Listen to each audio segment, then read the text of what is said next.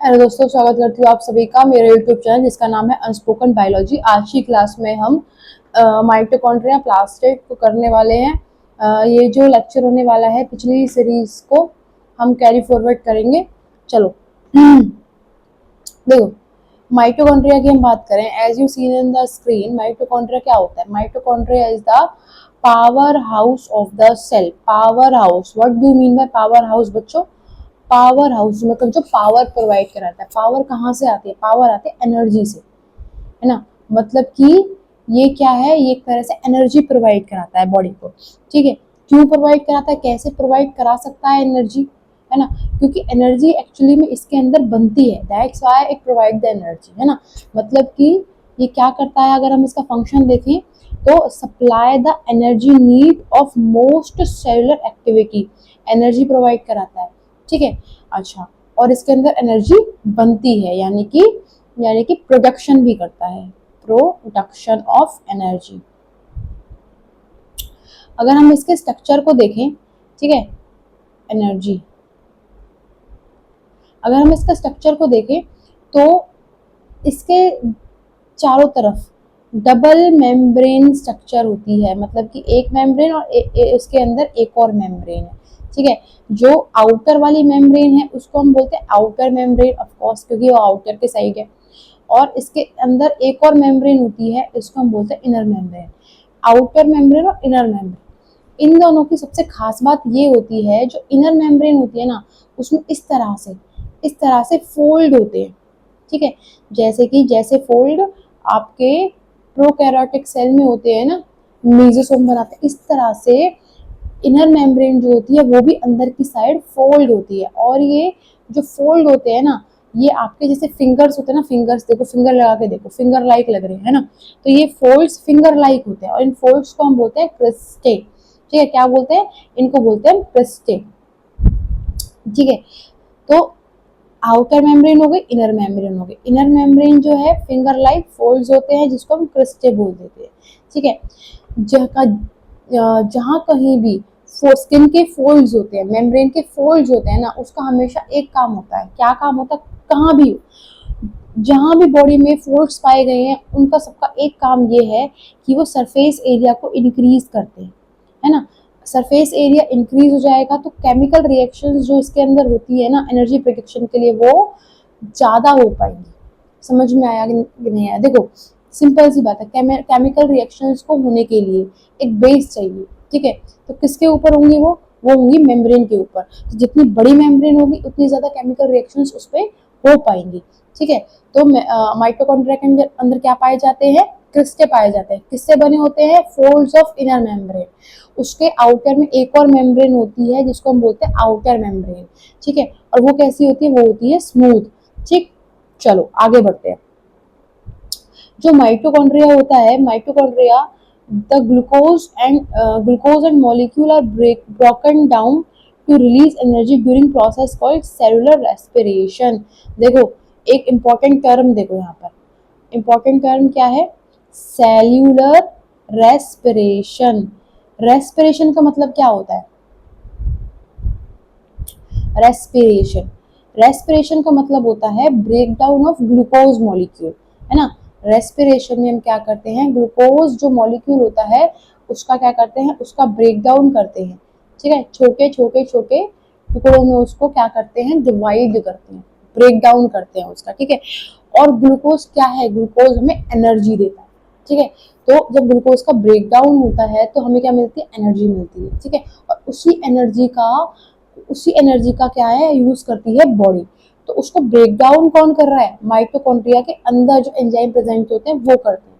मतलब कि in short हम बोल सकते हैं कि ग्लूकोज का जो ब्रेक डाउन है वो कौन करा रहा है? वो माइटोकॉन्ड्रिया करा रहा है।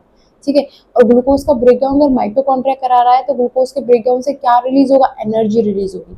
ठीक है, और वो एनर्जी किस काम आएगी? सेल्यूलर एक्टिविटी के काम आएगी। ठीक है, ये जो एक्टिविटीज होती हैं जो हम करते हैं उनके काम आती है। ठीक है, तो ग्लूकोज के ब्रेकडाउन से क्या रिलीज होगी? एनर्जी रिलीज होगी।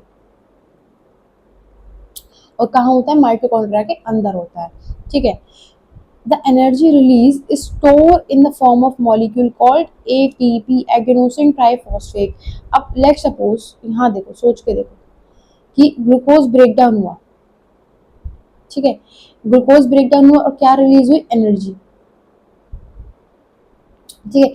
और ये एनर्जी जब रिलीज होगी तो ऐसा तो है नहीं कि एनर्जी रिलीज हो रही है तो हम यूज कर रहे हैं, यूज हम कर रहे हैं, लेकिन इसको हम स्टोर भी करते हैं साथ साथ।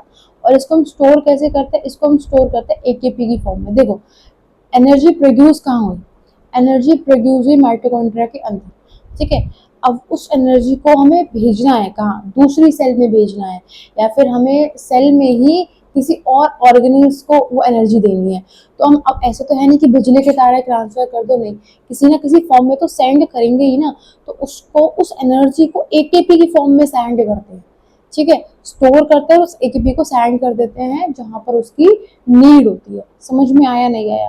तो जो एनर्जी रिलीज होती है वो स्टोर कैसे होती है, in the form of ATP. ATP क्या है, एटीपी एक तरह का केमिकल है ना। इसको बोलते हैं एडेनोसिन ट्राइफॉस्फेट। क्या बोलते हैं, यहाँ देखो एक सेकंड, इसको क्या बोलते हैं, यहाँ देखो, देखो ग्लूकोज, ग्लूकोज का ब्रेकडाउन हुआ कहाँ पर, माइटोकॉन्ड्रिया के अंदर, ठीक। और क्या रिलीज हुई, एनर्जी। इस एनर्जी को कैसे स्टोर करना है, एटीपी की फॉर्म में। एटीपी का क्या मतलब है, एटीपी का मतलब है एडेनोसिन ट्राइफॉस्फेट, ठीक है। ये क्या है, ये एक तरह से एनर्जी इस फॉर्म में स्टोर होती है, या फिर हम इसको बोल सकते हैं ये क्या है, ये है एनर्जी करेंसी। क्या है, एनर्जी करेंसी। जैसे पैसे लेकर हम कोई चीज लेते हैं ना, सब्जी लेते हैं, ऐसे ही करेंसी एनर्जी की, ये जाती है और वहां पर एक्टिविटी होती है, ठीक है। उस ऑर्गेनल को या फिर उस पर्टिकुलर ऑर्गन को क्या प्रोवाइड कराएगी, एनर्जी प्रोवाइड कराएगी, ठीक है। कौन प्रोवाइड कराएगी, एडेनोसिन ट्राइफॉस्फेट, ठीक है। क्या है, स्टोर फॉर्म ऑफ एनर्जी। कहाँ बनती है, माइटोकॉन्ड्रिया के अंदर बनेगी। समझ में आया, माइटोकॉन्ड्रिया के अंदर बनेगी, ठीक है। माइटोकॉन्ड्रिया कितने मेम्ब्रेन स्ट्रक्चर होता है, 2 मेम्ब्रेन। आउटर जो मेम्ब्रेन होती है और एक होती है इनर मेम्ब्रेन। तो इम्पोर्टेंट क्या है इसमें याद रखना, जो इनर मेम्ब्रेन है उसमें क्या होते हैं, फोल्ड्स होते हैं। क्या होते हैं उसमें, फोल्ड्स होते हैं, ठीक है। उन फोल्ड्स को हम क्या बोलते हैं, क्रिस्टे बोलते हैं। समझ में आया, उन फोल्ड्स को हम क्या बोलते हैं, क्रिस्टे बोलते हैं। इस अब माइटोकॉन्ड्रिया के अंदर एनर्जी बनते हैं, इसलिए माइटोकॉन्ड्रिया को क्या बोलते हैं, पावर हाउस। क्या बोलते हैं बेटा, पावर हाउस। ये इंपॉर्टेंट है जिस माइटोकॉन्ड्रिया के बारे में, ठीक है। इस ये आपको याद रखना है, ठीक। चलो ओके, नाउ नेक्स्ट प्लास्टिड आते हैं, प्लास्टिड पर। प्लास्टिड क्या होता है, ठीक है। तो प्लास्टिड की हम बात करें, देखो प्लास्टिड माइटोकॉन्ड्रिया यहाँ जहाँ एनर्जी बनती है, ठीक है। और जो प्लास्टिड होता है ना बेटा, सबसे इम्पोर्टेंट चीज ये कि जो प्लास्टिड होता है वो सिर्फ प्लांट में पाया जाता है, ठीक है। वो कहाँ पाया जाएगा, प्लांट में, एनिमल सेल में नहीं होगा प्लास्टिड। और प्लास्टिड के अंदर क्या होता है, फूड सिंथेसिस। इसके अंदर फूड सिंथेसिस होता है। और आपके घर में फूड कहाँ सिंथेसिस होता है, किचन में, किचन में होता है ना। तो इसको क्या बोलते हैं, और प्लांट में फूड कहाँ सिंथेसाइज होता है, प्लास्टिक में। तो प्लास्टिक को क्या बोलते हैं, प्लास्टिक को बोलते हैं किचन ऑफ सेल। इसको क्या बोलते हैं, किचन ऑफ सेल। ये क्या करता है, ये फूड सिंथेसिस में हेल्प करता है। और क्या करता है, दूसरा फंक्शन क्या है, स्टोरेज का फंक्शन है। फूड को सिंथेसिस करता है, स्टोर करता है। देखो आपके किचन में फूड कहाँ बनता है, मतलब आपके घर में फूड कहाँ बनता है, किचन में बनता है। और फिर उसको स्टोर भी किचन में ही, फ्रिज के अंदर कर देते हो ना। तो ऐसे ही वो जो फूड है वो स्टोर भी कहाँ हो जाता है, वो होता है प्लास्टिक के अंदर, ठीक है। चलो अब इसको समझते हैं। क्या, plant prepare their food by the process of photosynthesis in the presence of sunlight. ये तो हमें सबको पता है कि जो प्लांट होते हैं अपना फूड कैसे बनाते हैं, फोटोसिंथेसिस से बनाते हैं, ठीक है। ग्रीन कलर, और उस फोटोसिंथेसिस के लिए इंपॉर्टेंट क्या है, क्लोरोफिल इंपॉर्टेंट है। और क्लोरोफिल क्या होता है, क्लोरोफिल एक ग्रीन पिगमेंट होता है जो कि क्लोरोप्लास्ट में प्रेजेंट होता है ना। और जो कि एक टाइप का प्लास्टिक है। देखो हॉश पॉश हो गया ना, कुछ हॉश पॉश नहीं हुआ, इसको समझो एक बार। देखो सिंपल समझो, जो प्लास्टिक होता है, प्लास्टिक बेसिकली तीन टाइप का होता है, ठीक है। कौन कौन सा तीन टाइप? एक होता है क्लोरोप्लास्ट, एक होता है ल्यूकोप्लास्ट, और एक होता है क्रोमोप्लास्ट। ठीक, चलो देखो प्लास्टिड, इसका फंक्शन क्या है? इसका फंक्शन है फूड प्रिपरेशन,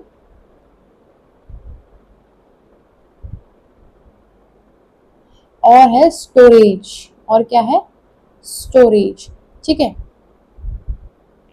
तो जो फूड प्रिपरेशन है ना, जो फूड प्रिपरेशन है वो कहाँ होती है? अगर हम एक्यूरेटली बात करें तो फूड प्रिपरेशन होगी कहाँ पर? वो आपके क्लोरोप्लास्ट के अंदर होगी, ठीक है। और फूड प्रिपरेशन जो होती है, फूड प्रिपरेशन जो होती है, जो फूड प्रिपरेशन होती है उसके लिए क्या इंपॉर्टेंट होता है? क्लोरोफिल। तो क्लोरोफिल बेसिकली कहाँ पाया जाएगा? क्लोरोफिल पाया जाएगा क्लोरोप्लास्ट में, क्योंकि वहां पर फूड सिंथेसिस होती है। और the process of food synthesis in the plant it is known as photosynthesis, ठीक है। अब वो जो फूड बना वो स्टोर कहाँ होगा? वो स्टोर होता है ल्यूकोप्लास्ट में। तो ये क्या है? ये स्टोरिंग बॉडी हो गई। ये क्या है? ये स्टोरिंग बॉडी हो गई, ठीक है। ये क्या करता है? स्टोर करता है। क्या क्या किस फॉर्म में स्टोर कर सकता है? ये स्टार्च स्टोर करता है, ठीक है, समझ में आया। और ये प्रोटीन के फॉर्म में भी स्टोर करते हैं, ठीक है। ये क्या है? ये फूड को स्टोर करने की फॉर्म है। तीसरा होता है क्रोमोप्लास्ट। क्रोमो मतलब होता है कलर। आप प्लांट में रंग बिरंगे फ्लावर देखते हो, है ना, और रंग बिरंगे लीफ देखते हो, तो वो जो रंग बिरंगे लीफ है ना, उनका कलर कहाँ से आता है? उनका कलर यहाँ से ही आता है, क्रोमोप्लास्ट से। क्रोमोप्लास्ट में ऐसे पिगमेंट प्रेजेंट होते हैं जो उनको दूसरे कलर प्रोवाइड कराते हैं। समझ में आया? मतलब कि अलग कलर प्रोवाइड कराते हैं, ठीक है। चलो देखो क्लोरोप्लास्ट, अब क्लोरोप्लास्ट की स्ट्रक्चर पढ़ते हैं। अब क्लोरोप्लास्ट के हमने फंक्शन पढ़े। क्लोरोप्लास्ट,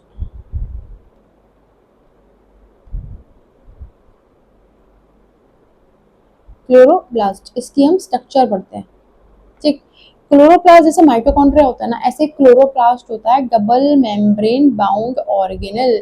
इसका मतलब क्या है कि ये जो ऑर्गेनल है ना, इसके अराउंड भी दो मेम्ब्रेन होती है, ठीक है। और जो आउटर मेम्ब्रेन होती है, जो आउटर मेम्ब्रेन होती है उसको हम आउटर मेम्ब्रेन ही बोलते हैं ऑफ कोर्स। और इनर मेम्ब्रेन को इनर मेम्ब्रेन। आउटर साइड वाली membrane outer membrane, inner side वाली मेम्ब्रेन इनर मेम्ब्रेन हो गई, ठीक है। अच्छा, जैसे माइटोकॉन्ड्रिया के अंदर फोल्ड पाए जाते हैं ना, ऐसे ही जो क्लोरोप्लास्ट होता है, क्लोरोप्लास्ट के अंदर इस तरह से सैक लाइक स्ट्रक्चर पाई जाती है, जिसको हम क्या बोलते हैं? जिसको हम बोलते हैं थाइलाकॉइड्स। क्या बोलते हैं बेटा? इसको हम बोलते हैं थाइलाकॉइड्स। यहाँ नेम मेंशन नहीं कर रखा, थाइलाकॉइड्स, ठीक है। अच्छा, अब जो क्लोरोप्लास्ट होता है ना, इसके अराउंड, इसके अंदर एक फ्लूइड लाइक सब्सटेंस भरा होता है, जिसको हम क्या बोलते हैं? जिसको हम बोलते हैं स्ट्रोमा, ठीक है। और इस स्ट्रोमा के अंदर इस तरह से मेम्ब्रेनस डिस्क शेप, इस तरह से डिस्क शेप स्ट्रक्चर्स होती हैं, इस तरह से डिस्क शेप स्ट्रक्चर्स होती है, ठीक है। इन डिस्क शेप स्ट्रक्चर में क्या होता है? इन डिस्क शेप स्ट्रक्चर में ही क्लोरोफिल भरा होता है, जो कि लाइट को ट्रैप करता है ना। लाइट को क्या करता है? फंसाता है, ट्रैप करता है, बांध कर रखता है लाइट को, ताकि एनर्जी प्रोवाइड कर सके प्लांट को, ताकि वो अपना फूड प्रिपेयर कर सके। देखो हम अपना फूड प्रिपेयर करते हैं तो हमें गैस लगती है ना, एनर्जी, हीट की वजह से कर पाते हैं। ऐसे ही प्लांट तो में भी जब फूड प्रिपरेशन होगा ना, तो उनको भी एनर्जी चाहिए। तो वो एनर्जी कहाँ से मिलेगी? सन से मिलेगी। उस सनलाइट को ट्रैप करते हैं ये अपने आप में, ठीक है। ट्रैप करेंगे और उस एनर्जी को कहाँ प्रोवाइड कराएंगे? प्लांट को, ताकि वो फूड बना सके। अब ट्रैप करने का मतलब क्या है? मतलब कि वो जो लाइट आ रही है ना, उस लाइट को कन्वर्ट करते हैं केमिकल एनर्जी में, उस केमिकल एनर्जी से फिर वो फूड बनाते हैं, ठीक है। मतलब कि इलेक्ट्रॉन एक्साइटेड होता है, उसके बाद केमिकल फूड उनका जो है बनता है, ठीक है। चलो, within the stroma are disc shape membranous membrane structure that contain chlorophyll. ये हो गया हमारा। Light energy is absorb by them during photosynthesis and the sugar synthesised in the process are stored in stroma along with the starch granule। अब जो food यहाँ बना chloroplast में वो कैसे स्टोर होता है, वो होता है स्टार्च की फॉर्म में, स्टार्च ग्रेन्यूल्स की फॉर्म में। देखो ग्लूकोज बना, समझो, देखो हमारा लाइट ट्रैप हुई, किसने करी, क्लोरोफिल ने करी, ठीक है। तो हमारा क्या बना, ग्लूकोज बना। अब ये ग्लूकोज हमें स्टोर भी तो करना है ना, तो हम इसको स्टोर करते हैं स्टार्च की फॉर्म में। अगर ज्यादा है तो कहाँ चला जाएगा, ल्यूकोप्लास्ट में चला जाएगा स्टोर होने के लिए, है ना। बाकी कुछ स्टार्च को ही अपने अंदर भी ग्रेन्यूल्स की फॉर्म में स्टोर करके रखते हैं, ठीक। चलो, अच्छा देखो, जो ऐसा माना जाता है जो माइटोकॉन्ड्रिया और जो प्लास्टिक है ना, ये बैक्टीरिया थे पहले। लाइक सपोज ये हमारी सेल है, ठीक है, तो ये क्या थे, ये बैक्टीरिया थे, है ना। अब बैक्टीरिया कैसे थे, क्योंकि ये सेल के अंदर आए और सेल के अंदर आकर ये वहीं बस गए। इसको सुनने में थोड़ा अटपटा लग रहा है ना, ये क्या कह रहे हैं, लेकिन हाँ ये ऐसे हुआ कि सेल के अंदर आए और आकर सेल के अंदर वहां बस गए। इसलिए हम इसको क्या कहते थे, सेल विद इन सेल, है ना, कि एक सेल के अंदर दूसरी सेल। अब हम इसको क्यों बोल रहे हैं कि ये बैक्टीरिया थे, इस चीज को समझो। क्योंकि जो माइटोकॉन्ड्रिया और जो प्लास्टिड है ना, इन दोनों में ही अपना सर्कुलर डीएनए पाया जाता है। क्या पाया जाता है, अपना सर्कुलर डीएनए पाया जाता है। और इसके साथ साथ इसमें राइबोसोम भी पाया जाता है। क्या पाया जाता है, राइबोसोम, इसमें भी राइबोसोम होता है। इसमें माइटोकॉन्ड्रिया के अंदर भी और क्लोरोप्लास्ट के अंदर भी, दोनों के अंदर डीएनए और राइबोसोम दोनों पाया जाता है, ठीक है। तो अब डीएनए और राइबोसोम दोनों पाया जाता है इनके अंदर, तो इसकी वजह से ये अपने प्रोटीन्स खुद बना सकते हैं, ठीक है, अपने प्रोटीन्स को खुद बना सकते हैं, ठीक है। तो these characteristics suggest that both mitochondria and plastids share evolutionary history with these single celled organism। समझ में आया कि एक तरह से ये इवोल्यूशनरी हिस्ट्री का ये एक तरह से एविडेंस की तरह है ना, कि जैसे बैक्टीरिया की स्ट्रक्चर होती है ना, ऐसे इनकी भी स्ट्रक्चर होती है ना। इसको हम सेल विद इन सेल बोलते हैं कि माइटोकॉन्ड्रिया और क्लोरोप्लास्ट जो होते हैं ना, इनके अंदर खुद का डीएनए होता है, खुद का राइबोसोम होता है, तो खुद का प्रोटीन बना सकते हैं, ठीक है। तो ये एक तरह से सेमी डिपेंडेंट है किसके ऊपर, सेल के ऊपर। हाफ ऑफ द प्रोटीन जो होते हैं वो इनका कौन बनाता है, न्यूक्लियस बनाता है, और हाफ ऑफ द प्रोटीन ये खुद अपना सिंथेसाइज करते हैं। समझ में आया।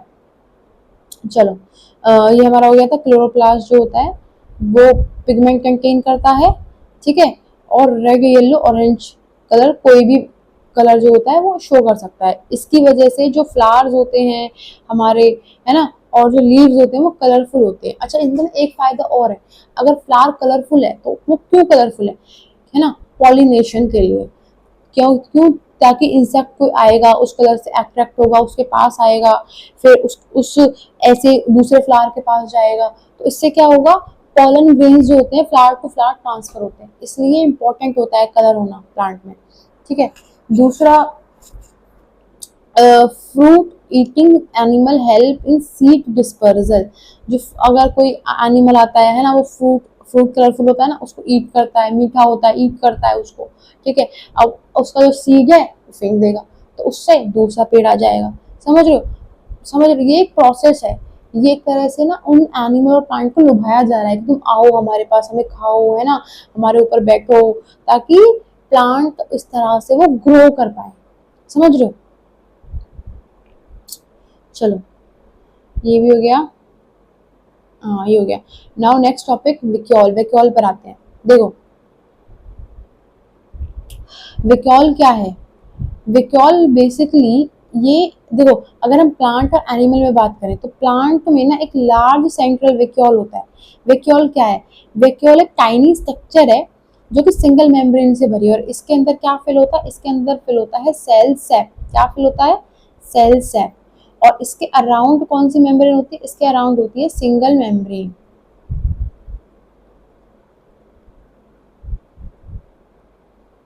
सिंगल मेम्ब्रेन स्ट्रक्चर होती है, ठीक है। इसमें क्या भरा होता है, इसमें वाटरी फ्लूइड भरा होता है जिसको हम सैप बोलते हैं, ठीक है। अब ये सैप में क्या क्या होता है, इस सैप में वाटर होता है, मिनरल होता है, शुगर होता है ना, और वेस्ट मटेरियल भी हो सकता है, कुछ भी हो सकता है इसमें। बेसिकली एक तरह से सॉल्यूशन है इसके अंदर, ठीक है। उस सॉल्यूशन में वाटर, मिनरल, वाटर है उसमें मिनरल्स हैं, न्यूट्रिएंट्स हैं, वेस्ट मटेरियल भी हो सकता है, कुछ भी हो सकता है, ठीक है। ये क्या क्यों यूजफुल होते हैं, क्योंकि ये लार्ज अमाउंट ऑफ वाटर को स्टोर कर सकते हैं, जिससे प्लांट का टर्गर प्रेशर बढ़ा, जो प्रेशर होता है ना प्लांट सेल में, वो मेंटेन करने में हेल्प करता है, जिससे जो सेल होती है वो फर मतलब कि वो स्वेल करती है, ठीक है। अब सोच के देखो, प्लांट है कोई, है ना, लीफ है, ठीक है। लीफ जो होती है वो हमेशा इस तरह से सीधी होगी, है ना। तो वो क्यों है, क्योंकि उनकी जो सेल है ना, वो बेसिकली एक प्रेशर को मेंटेन करे हुए, शेप बनाने के लिए मेंटेन करे हुए प्रेशर को, तो वो मेंटेनेंस आती कहाँ से है, वो बेसिकली आती है जो सेल के अंदर विक्यूल होता है ना उससे। इसलिए प्लांट के अंदर जो 90% हिस्सा होता है, 50 to 90% जो हिस्सा होता है, वो सेल सेप के थ्रू कवर होता है, ठीक है, ताकि वो अपनी शेप को मेंटेन कर सके, है ना। दूसरा देखो, प्लांट जो होता है ना, when plant does not get enough water, जब प्लांट के पास पानी नहीं भी मिलता है तो उस सैप के पानी को वो यूज कर सकते हैं, ठीक है। भाई प्लांट मूव तो कर नहीं सकते हैं, जाके पानी तो पी नहीं सकते हैं, कुएं में से पानी पिएंगे, तो उनका एक मैकेनिज्म है वाटर को स्टोर करने का अपने अंदर, कि अच्छा वाटर मिल रहा है अब, तो इसको विकॉल में स्टोर करके रख दो, जब जरूरत होगी तो पी लेंगे यहीं से, समझ में आया। तो ये भी एक फंक्शन होता है, ठीक है। अगर अगर ये पानी ज्यादा प्लांट को पानी मिले ना, ज्यादा लॉस हो जाए, है ना, तो अब वो पानी यूज हो गया, तो अब तुमने देखा है कभी कभी पानी की कमी की वजह से जो लीफ होती है ना, वो इस तरह से विल्ट हो जाती है, इस तरह से गिर जाएंगी नीचे की साइड, यूं गिर जाएंगी, है ना। तो उसको बोलते हैं विल्टिंग ऑफ द लीफ, क्यों, क्योंकि वो सैप में से भी पानी निकल चुका है, समझ में आया। तो cell become less swim and plant get wilted, ठीक है। चलो, और अगर हम एनिमल सेल की बात करें तो एनिमल सेल में जो विक्यूल्स होते हैं ना, वो बहुत ही छोटे होते हैं, ठीक है। अगर प्रेजेंट हैं तो, वैसे तो एब्सेंट होते हैं, लेकिन अगर प्रेजेंट है तो बहुत ही टाइनी, बहुत ही छोटे होते हैं, और टेम्परेरी स्टोरेज के लिए होता है मटेरियल की, है ना। मतलब कि एनिमल सेल में इतना ज्यादा नीड नहीं है, क्योंकि एनिमल जो है वो मूव कर सकते हैं, लेकिन प्लांट मूव नहीं कर सकते, ठीक है। चलो, ये रही बात आपकी विक्यूल की, माइटोकॉन्ड्रिया की और क्लोरोप्लास्ट की, ठीक है। चलो मिलते हैं नेक्स्ट क्लास में। अब जो इस चैप्टर में से हमारा सिर्फ एक टॉपिक रहता है, दैट इज सेल डिवीजन, ठीक है। उस नेक्स्ट क्लास में हम सेल डिवीजन को भी खत्म कर लेंगे। Thank you.